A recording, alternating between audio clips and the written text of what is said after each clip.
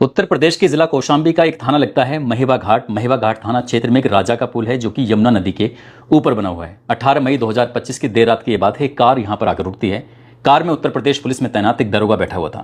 दरोगा अपनी कार से उतरता है। उतरने के बाद चारों तरफ देखता है। जब देखता है कि सुनसान इलाका है, रात बहुत ज्यादा हो चुकी है, यहाँ पर कोई नहीं है दूर दूर तक, तभी वो अपनी कार की खिड़की खोलता है। खिड़की खोलने के बाद एक सर निकालता है।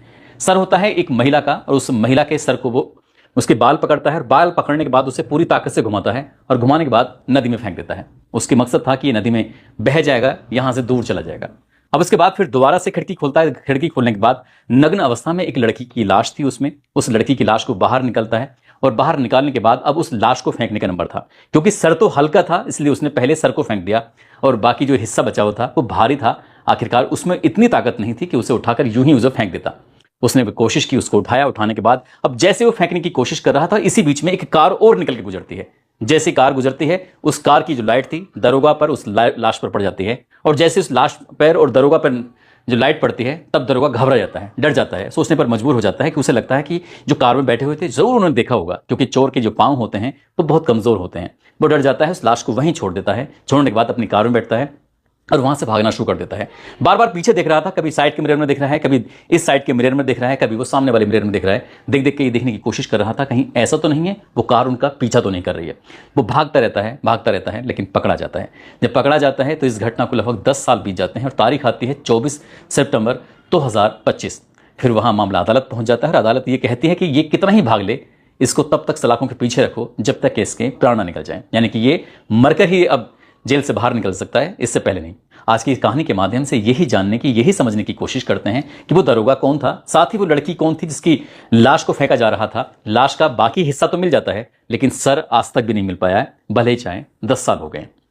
आदाब, नमस्कार, सत श्री अकाल। मैं उस्मान सैफी। आज की जो सच्ची घटना मैं आपको सुनाने जा रहा हूं, ये सच्ची घटना है उत्तर प्रदेश के जिला कानपुर का। एक थाना लगता है नजीराबाद, और नजीराबाद थाना क्षेत्र में एक चौकी लगती है गुमटी नंबर 5, ये चौकी का नाम है। दरअसल यहाँ पर एक मशहूर होटल है और मशहूर होटल में काम करने वाली एक ईशा नाम की लड़की होती है जो यहाँ पर रिसेप्शनिस्ट का काम करती है। वो जैसे ही अपने घर की तरफ जा रही है, थोड़ा अंधेरा सा हो चुका था। इसका जो लड़की का घर लगता है वो कानपुर का ही एक थाना लगता है काकादेव, और काकादेव थाना क्षेत्र का नवीन नगर है, और नवीन नगर में एल ब्लॉक में इस लड़की का घर होता है। जैसे ही लड़की चौकी गुमटी नंबर 5 की तरफ से गुजर रही थी, उसके सर्किल, उसके एरिया से गुजर रही थी, इस लड़की के पास से 2 लड़के आते हैं और लड़के आने के बाद इसका पर्स छीनते हैं और वो पूरी ताकत से भाग लेते हैं। हालांकि इस लड़की ने खूब चीखने चिल्लाने की कोशिश की, लेकिन उसकी चीखों की आवाज़ बाकी लोगों तक नहीं पहुंची, क्योंकि बाकी लोग निकल के घरों में से आए नहीं और चोर आसानी से भाग जाते हैं। लड़की परेशान हो जाती है, रोने लगती है। अब रोते रोते वो सोचती है कि करूं तो क्या करूं, कि पर्स के अंदर जरूरी कागजात भी थे, पर्स के अंदर ही उसका मोबाइल भी था और पर्स के अंदर पैसे भी थे। घर कैसे जाएगी, यही सोच रही थी। लेकिन तभी उस लड़के के दिमाग में आता है कि एक काम करते हैं, नजदीकी पुलिस स्टेशन चलते हैं। आसपास के लोगों ने कहा, मैडम आप बिल्कुल परेशान मत हो, ये गुमटी नंबर 5 चौकी है ना, बिल्कुल बिल्कुल पास में ही है, आपको वहां जाना चाहिए और वहां जाने के बाद अपनी शिकायत दर्ज करानी चाहिए, ताकि जो भी इसमें चोर होंगे वो पकड़े जा सकें। लड़की की बात समझ में आ जाती है। ईशा यहां से नजदीकी पुलिस स्टेशन पहुंच जाती है। वहां जाने के बाद दरोगा साहब से मुलाकात करती है, जो चौकी के इंचार्ज होते हैं। नाम उनका ज्ञानेंद्र सिंह होता है। दरोगा जी से बात करती है, कहती है कि साहब 2 चोर आते हैं, मेरा पर्स छीना और यहां से चले गए, उसमें जरूरी कागजात रखे हैं, मेरा मोबाइल रखा हुआ है और कुछ पैसे थे, आप इस देख लीजिए। अब उस लड़की ने जैसे ही बात कही है, लड़की ने बात करने के बाद दरोगा जी ने पूछा कि आपका नाम क्या है। लड़की ने कहा, मेरा नाम ईशा सचान है, और दरअसल उसके पिताजी इंजीनियर्स थे, तो साथ ही उसने पूरे अपने घर की जानकारी दी। और उनका बिल्कुल परेशान होने की जरूरत नहीं है, मुझ पर भरोसा रखो, मैं तुम्हारा पर्स हर हाल में किसी भी कीमत पर ढूंढ के लेके आऊंगा। दरोगा ने जब उस लड़की को तसल्ली दी, और तसल्ली न केवल दी बल्कि उस लड़की को घर तक भी छुड़वाया कि आप बिल्कुल परेशान मत होइए और फिर आके मुझसे मिलना, मैं अपनी तरफ से जांच करता हूं। लड़की को थोड़ी तसल्ली हो जाती है, और तसल्ली होने के बाद दरोगा जी ने अपनी पूरी जान, पूरी ताकत लगा दी उन दोनों चोरों को ढूंढने के लिए। आखिरकार वो दोनों चोर हैं कौन। हालांकि पुलिस ने उन्हें FIR दर्ज नहीं की थी, और दरोगा ने ये कहा कि आप FIR दर्ज मत कराइए, लेकिन मैं तुम्हारे इन चोरों को जरूर पकड़ दूंगा। आखिरकार दरोगा जी लग गए अपने काम में। 11 अप्रैल 2015 को FIR दर्ज कर ली जाती है, और एकदम जादू से प्रकट हो जाते हैं दोनों चोर। एक चोर का नाम होता है ज्ञान प्रकाश, और दूसरे चोर का नाम होता है छोटू यादव। दरअसल इनके पास ही मोबाइल पाया गया था और यही असली चोर भी थे। अब ये बात जब लड़की की सुनती है तो लड़की बड़ी खुश होती है, सारा सामान उसको मिल जाता है। वो इतना खुश होती है कि दरोगा जी को थैंक यू बोलती है। दरोगा जी इसलिए भी खुश थे क्योंकि दोनों की जो कम्युनिटी थी, दोनों की कास्ट जो थी वो एक ही थी। दरोगा जी भी कहीं ना कहीं उन लड़की को देखकर खुश हो जाते हैं और बीच बीच में लड़की से लगातार संपर्क भी कर रहे थे। कभी उसके होटल भी चले जाया करते थे जहां वो रिसेप्शन का काम कर रही है, और जब दोस्ती थोड़ी अच्छी सी हो जाती है तो दरोगा साहब उस लड़की के घर भी चले जाते थे। दोनों की दोस्ती थोड़ी गहरी हो जाती है। दोस्ती गहरी हो जाती है, लड़की ने अपने परिवार वालों से की और दरोगा जी ने अपने घर वालों से बात की। आखिरकार यहां से दोस्ती दोस्ती प्यार, प्यार के बाद ये फैसला करते हैं कि क्यों ना हम दोनों शादी कर लें तो कैसा रहेगा। इसलिए शादी की बात आती है, घर परिवार वालों से बातचीत की है और बातचीत होने के बाद आखिरकार 10 मार्च 2013 को दोनों की शादी होती है। हिंदू रीति रिवाज के हिसाब से धूमधाम से शादी होती है। लड़की के परिवार के सभी लोग शामिल होते हैं, लड़के के परिवार के लोग भी सब शामिल होते हैं और एक साल कैसे बीत जाता है पता ही नहीं चलता, क्योंकि खुशियों का ये दौर था। एक साल जैसे होता है, एक साल के बाद एक बेटी पैदा होती है। उस बेटी का नाम रखा जाता है सनाया। सनाया नाम रखा जाता है और सब कुछ जिंदगी में ठीक ठाक चल रहा था, बेहतरीन चल रहा था। अचानक ही इस लड़की के पास एक खबर पहुंचती है। खबर कुछ इस तरह से थी कि क्या ईशा आप बात कर रही हैं? वो कहती है हाँ मैं ईशा बात कर रही हूँ। वो कहा जाता है कि देखो ईशा, अगर जो भी है तुम अपने स्तर से पता कर लेना, लेकिन एक जानकारी मैं आपको देना चाहता हूं, ये देना चाहती हूं। दरोगा जी के नाम ज्ञानेंद्र सिंह है, जो कि मूल रूप से चित्रकूट के एक गांव लगता है चिविलाहा, वहां के रहने वाले हैं और मैंने इनके बारे में पूरी तरह से पता कर लिया है। दरअसल ये शादीशुदा हैं और इनको 2 बच्चे भी हैं और इनकी जो पत्नी का नाम है वो नीलम नाम है, जो कि मध्य प्रदेश के सतना की रहने वाली है। जब इस तरह की इंफॉर्मेशन मिली तो शुरुआत में तो ऐसा लगा कि ये झूठ बोला जा रहा है, लेकिन ईशा सचान ने अपनी तरफ से पूरी जानकारी जुटाने की कोशिश की और जब पता लगाया तो बाकी सचमुच ये पता चलता है कि दरोगा साहब तो पहले से ही शादीशुदा हैं, इनको 2 बच्चे भी हैं और यहाँ पर उनकी एक बेटी भी पैदा हो गई है। अब लड़की क्या करे क्या ना करे ये समझ नहीं आ रहा था उसको। तभी लड़की ने इतना गुस्सा करती है। अब गुस्सा करने का मतलब था कि दोनों में लड़ाई झगड़ा हो जाता है। हालांकि दरोगा साहब ने समझाने की तमाम कोशिशें की, लेकिन जो कोशिशें थी वो नाकामयाब हो जाती हैं, इसलिए क्योंकि उन्होंने धोखा देकर ये शादी जो की थी। अब बेटी का जो नाम था सनाया, उन्होंने कहा कि इसका जन्म प्रमाण पत्र बनवा दीजिए। जब बात जन्म प्रमाण पत्र बनवाने की आती है तब उस लड़की के पिता का नाम तो ज्ञानेंद्र सिंह ही लिखा जाता है, लेकिन जब बात मां के नाम की आती है तो मां का नाम ईशा सचान ना लिखकर नीलम लिखवाने की कोशिश की जा रही थी और यही बात ईशा को बहुत ज्यादा परेशान करने लगती है और इस बात पर इनमें दोनों में और ज्यादा कहासुनी होती है। अब झगड़े की कोई वजह नहीं थी, यानी कि बेवजह भी झगड़े होने शुरू हो जाते हैं और इतने झगड़े शुरू होते हैं कि दोनों में कहासुनी किसी बात ना किसी बात को लेकर रोज का रोज ये सब चल रहा था। और ऐसे चलते चलते रोज रोज झगड़ा, रोज रोज मारपीट, और मारपीट अभी दरोगा अपनी पत्नी के साथ कुछ ज्यादा भी करने लगता है। अप्रैल 2015 की बात है। ईशा नाराज होकर अपने मायके चले जाती है, अपनी मां को पूरी कहानी बताती है कि उसके साथ ऐसा छल किया गया है, उसने प्यार का नाटक किया, उसे प्रेम जाल में फंसाया। प्रेम जाल में फंसाने के बाद अब कहानी यहां तक आ गई है। जब बेटी अपनी मां के घर पहुंच जाती है तो घर वालों को बड़ा आश्चर्य हो रहा था, अब करें तो क्या करें, क्योंकि कहानी बहुत ज्यादा आगे बढ़ चुकी थी। वो खुद परेशान थे। आखिरकार लड़की अपने घर थी। अब अगला महीना यानी कि मार्च अप्रैल मई का महीना आ जाता है और ये तारीख रही होगी लगभग 17 मई 2015 की। आखिरकार घर का एक रिश्तेदार, एक जिम्मेदार आदमी ने इस लड़की को, ईशा को और साथ ही ज्ञानेंद्र सिंह जो दरोगा होता है, उन दोनों को आसपास बिठाया। आसपास बिठाने के बाद उन्हें पूरा तरीके से समझाने की कोशिश की और कहा कि जिंदगी को अब जिसे निभाने की कोशिश करना है। जब तक तुम्हें यह नहीं पता था कि शादीशुदा नहीं है तब तक तो तुम्हारी जिंदगी ठीक चल रही थी और इन्होंने इस रिश्ते को निभाने की तमाम कोशिशें भी की। जब ये बात कही जाती तो आखिरकार उस लड़की के दिमाग में बात आ जाती है और जैसे लड़की की बात दिमाग में आती है दरोगा जी भी खुश हो जाते हैं और ये कहा जाता है कि लड़की को अपने लेके आ जाना, लेकिन ज़्यादा परेशान मत करना, मारपीट मत करना। दरोगा की भी बात समझ में आ जाती है और 18 मई 2025 की दोपहर लगभग 3 बजे के आसपास वो घर जाते हैं, यानी कि सासू माँ विनीता से बात करते हैं और सासू माँ से कहते हैं कि सासू माँ, मैं अपनी पत्नी को स्विफ्ट कार है उनकी, अपनी खुद की लड़की की, UP 78 CP 5281, वो इसे मैं लेके जाना चाहता हूं और जो मुक्ता देवी मंदिर है ना, मैं मां के दर्शन करना चाहता हूं और मैं अपनी पत्नी को भी साथ लेके जा रहा हूं। क्योंकि पति पत्नी का मामला था इसलिए किसी को क्या ऐतराज हो सकता है।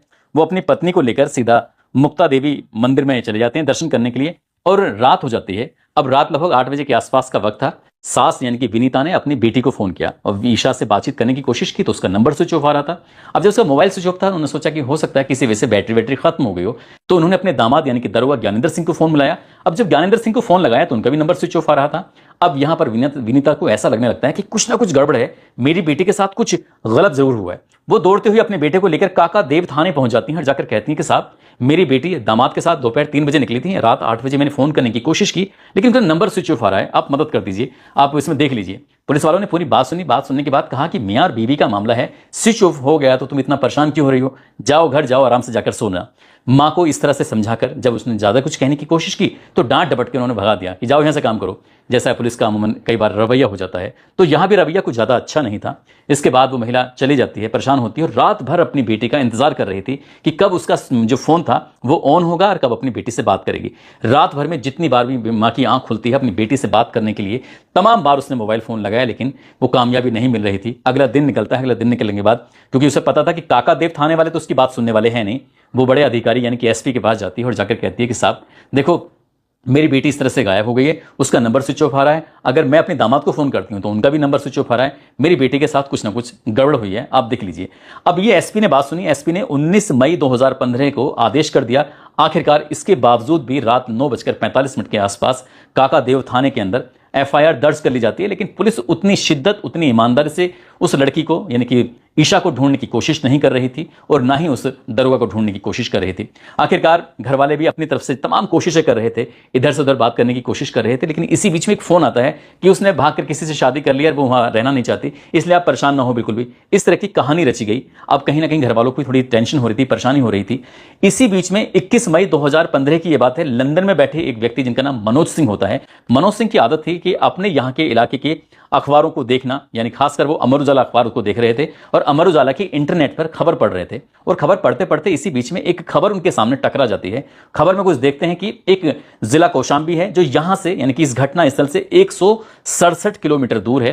दरअसल वहां पर एक लाश मिली है। लाश जो मिली है उसकी गर्दन जिनकी सर तो है नहीं, बाकी पूरा हिस्सा है, नग्न हालत में है। और उसकी खास बात यह है कि उसके एक कंधे पर टेटू बना हुआ है और साथ ही हाथ में घड़ी है। जब घड़ी को जूम करके बार बार उन्होंने अपने उसमें लैपटॉप में देखने की कोशिश की तो पता चलता है कि ये घड़ी तो उन्होंने अपनी साली को गिफ्ट करी थी। यानी कि जो व्यक्ति लंदन में बैठा हुआ देख रहा है, दरअसल वो ईशा का सगा जीजा होता है। उन्होंने देखा कि ये होना हो उनकी ही साली है, तभी वो अपनी सास विनीता को मैसेज करते हैं, फोन करते हैं, बातचीत करते हैं और कहते हैं कि तुम्हें यहां से लगभग 167 किलोमीटर दूर कौशाम्बी जाना चाहिए और कौशाम्बी में जाकर ये पता करना चाहिए कि ये महेवा घाट थाना क्षेत्र में जो राजापुर पुल है उसके पास में जो लाश मिली है वो लाश आखिरकार किसकी है।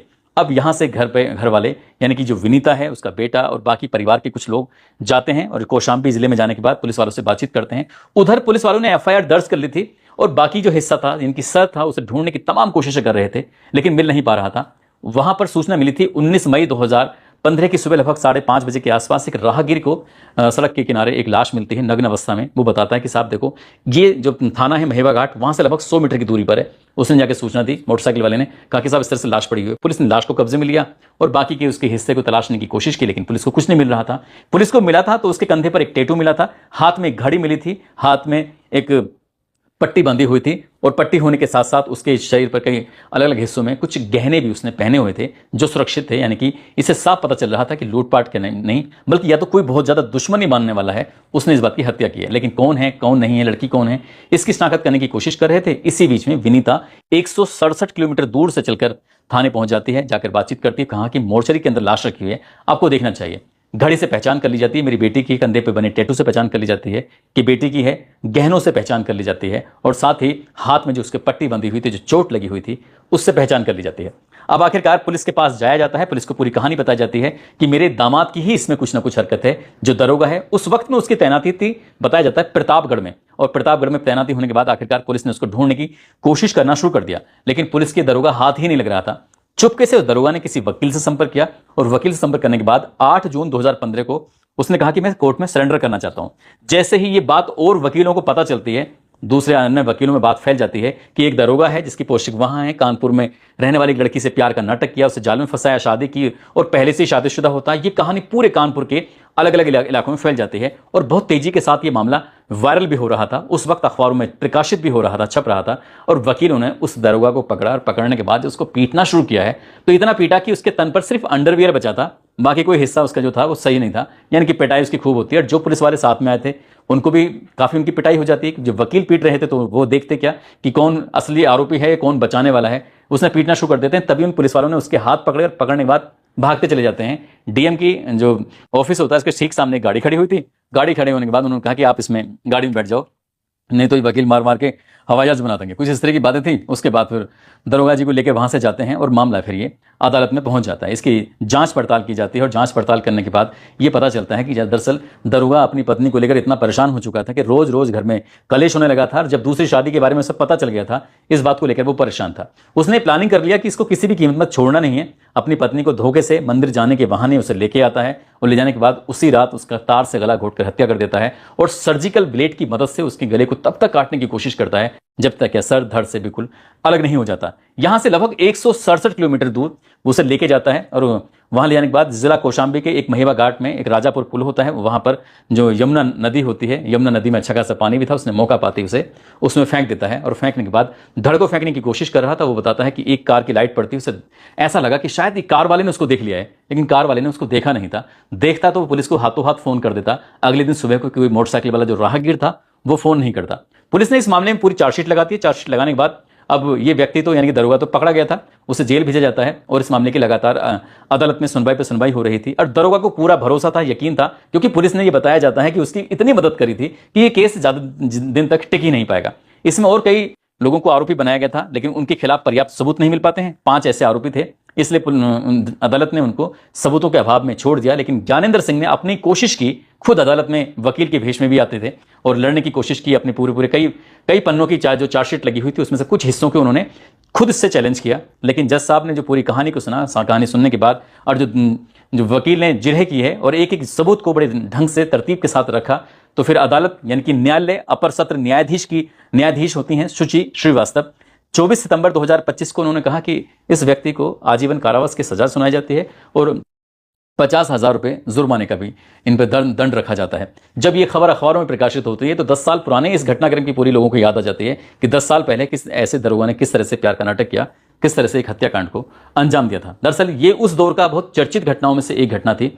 दोस्तों, इस पूरे घटनाक्रम को सुनाने का उद्देश्य किसी को परेशान करना नहीं है, किसी का दिल दुखाना नहीं है, बल्कि आपको जागरूक करना है, आपको सचेत करना है और आपको ये बताना है कि जिस तरह से दरोगा ने चालाकी की और चालाकी करने के बाद एक शादी के बाद दूसरी शादी कर लेता, उसे लगा कि शायद कभी पता नहीं चल पाएगा, लेकिन अगर जब पता चलेगा तो सब कुछ राजीनामा हो जाएगा, ठीक ठाक हो जाएगा। ऐसा कुछ भी नहीं हुआ। न केवल खुद की जिंदगी बर्बाद हुई, बल्कि 2 बच्चे जो पहले थे उनकी भी जिंदगी बर्बाद हुई, पत्नी की भी जिंदगी बर्बाद हुई, एक की हत्या कर देता है और एक बेटी सनाया जिसको शायद नानी पाल रही हैं। तो इस तरह से कई लोगों की एक आदमी ने गलत फैसला लेकर इन सब की जिंदगी बर्बाद कर दी और शायद वो सोच रहा था कि कभी पकड़ा नहीं जाएगा, पकड़ा जाएगा तो तन पर वर्दी है, कोई क्या उसका बिगाड़ेगा। हालांकि इस बात पर जज साहब ने भी बड़ी ऐतराज किया, आपत्ति जताई कि इस मामले में जो चार्जशीट लगाई गई है, जो जांच पड़ताल की गई है, कहीं ना कहीं दरोगा का फेवरी करने की कोशिश की है। इसके जो जांच अधिकारी है उसके खिलाफ भी कार्रवाई होनी चाहिए, ऐसा बड़े अधिकारी को लिखा भी